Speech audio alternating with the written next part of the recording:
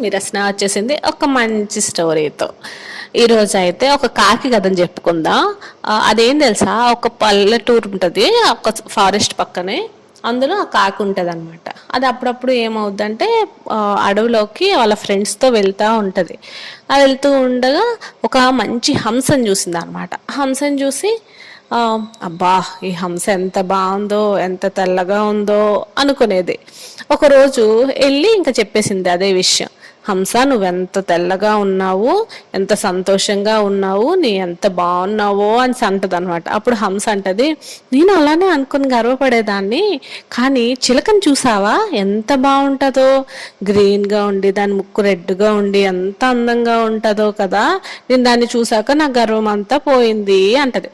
అప్పుడు కాకి ఏం చేస్తుందంటే చిలక దగ్గరికి వెళ్ళి, నువ్వు చాలా బాగుంటావు, హంస కూడా ఇలానే అనింది, నువ్వు కూడా కలర్ఫుల్గా ఉన్నావు, హంసకు నువ్వంటే చాలా ఇష్టం అంట అని చెప్తుంది అనమాట.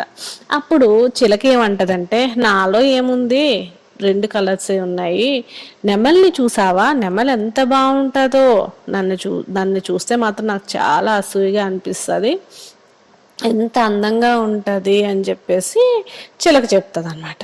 అప్పుడు కాకి నెమలి కోసం అడవంతా వెతుకుతుంది. ఎక్కడ నెమలి కనిపించదు. సరే లేదేమో నెమలి అని చెప్పేసి అదే పల్లెటూరుకు వెళ్ళిపోతుంది.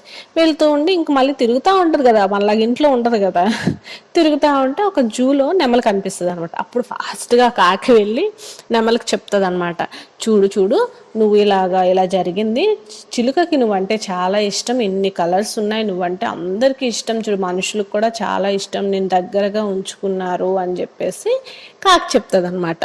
అప్పుడు నెమలంటది, చూడు, ఏం లైఫ్, అందంగా ఉంటే ఏముంది చెప్పు, నేను అడవిలో ఉంటే వేటగాడి భయం, దాక్కొని ఉండాలి, ఇలా దొరికితే జూలో తెచ్చి పడేస్తారు, నిజంగా చెప్పాలంటే నీ అంత మంచి లైఫ్ ఎవరికీ లేదు తెలుసా, నీ ఫ్రీ బర్డ్వి, ఇక్కడ చూడు అన్ని పక్షుల్ని బంధించారు మీ కాకిని తప్ప, నిన్ను చూస్తే నాకు అసూయగా అనిపిస్తుంది, పుడితే కాకిలా పుట్టాలరా, హ్యాపీగా ఉండొచ్చు, స్వేచ్ఛగా ఉండొచ్చు అనిపిస్తుంది అని చెప్పేసి నెమలి చెప్తే అప్పుడు కాకి కనిపిస్తుంది, అరే అవును, అందరితో నేను కంపేర్ చేసుకోవడం వల్లే కదా నేను హ్యాపీగా ఉండలేకపోతున్నా.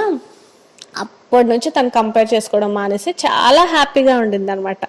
మన లైఫ్లో కూడా ఇలానే జరుగుతూ ఉంటుంది కదా. సో అందుకనే ఎవరితో కంపేర్ చేసుకోవద్దు, నీ లైఫ్ నీది, నీ క్వశ్చన్ పేపర్ నీది, నీ ఆన్సర్ షీట్ నీది. ఓకేనా, బాయ్.